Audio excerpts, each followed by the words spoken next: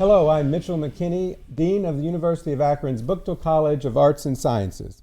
As part of our monthly series, Dialogue with the Dean, I visit with members of our college's outstanding faculty to learn more about their research and creative activity.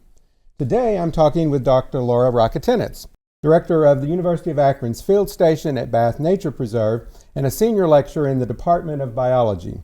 Recently, Dr. Roketenetz was selected as one of 5 educators in Ohio to participate in the Shipboard Science Workshop on Lake Erie with the Center for Great Lakes Literacy. Lara, thanks for joining me. Thanks for having me. So first, tell us about the work you did as part of the Shipboard Science Workshop. Well, it was absolutely thrilling experience to live and work upon a research vessel, the Lake Guardian, in Lake Erie for a week with other educators from all around the Great Lakes state and facilitators from the different Sea Grant offices and scientists that were working in their specialties. And we researched and learned about water quality. We were looking for toxic algae blooms and where they might be located within the lake. We were using specialized equipment to sample the bottom of the lake to look for the benthic animals that live down there, so things like quagga and zebra mussels. And then we were using equipment to skim the surface of the water to look at the microplastic pollution within the Great Lakes. I'm sure your analysis is ongoing, but can you tell us about some of the specific research projects that you were involved in? Yes, I was specifically involved in the microplastic group. And we got to work with one of the foremost scientists on Great Lakes freshwater microplastic pollution, Dr. Sherry Mason. And we were sampling the surface waters at different locations throughout the lake. We made a couple different port stops, but then we were out, in the open water of the lake for most of the time. And then using the microscopes in the lab to examine all of the pieces of plastic that we found. And we found that in 10 years, the amount of microplastics in the lake has significantly increased, and that we have a real issue on our hands with microplastic pollution in the Great Lakes. It's not talked about as much as kind of the Great Pacific garbage patch type plastic, but we certainly have some issues here in our freshwater ecosystems. So I understand your appreciation for the beauty and significance of our Great Lakes developed at an early age.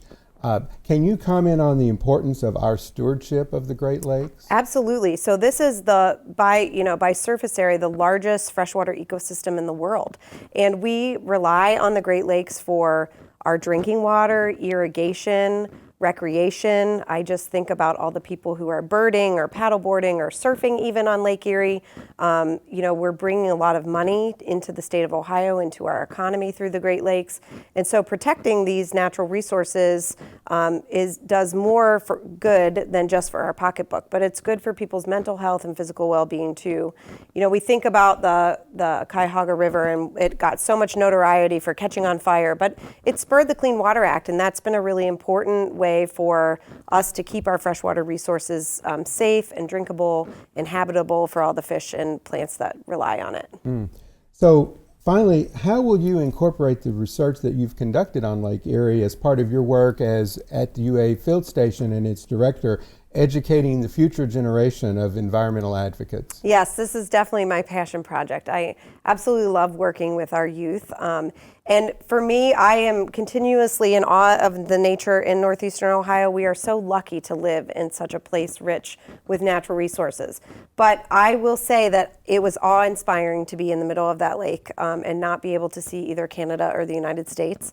And I think that I can bring that sense of wonder and the sense of exploration and the sense of curiosity back to my students. I'm also really excited to think about teaching them how to use some of those specialized tools that we used on the Great Lakes. So the biology department has some of them already, like really good water quality sampling, but I'm looking forward to finding ways to teach kids how to sample benthic sediments and how to skim the surface for microplastics, even if that means that we make some of our own samplers out at the field station. Well, Lara, thank you for joining us on Dialogue with the Dean, and thank you for the work you're doing. Thank you. And at the field station, we look forward to learning more in the future. Thanks so much. I really appreciate it.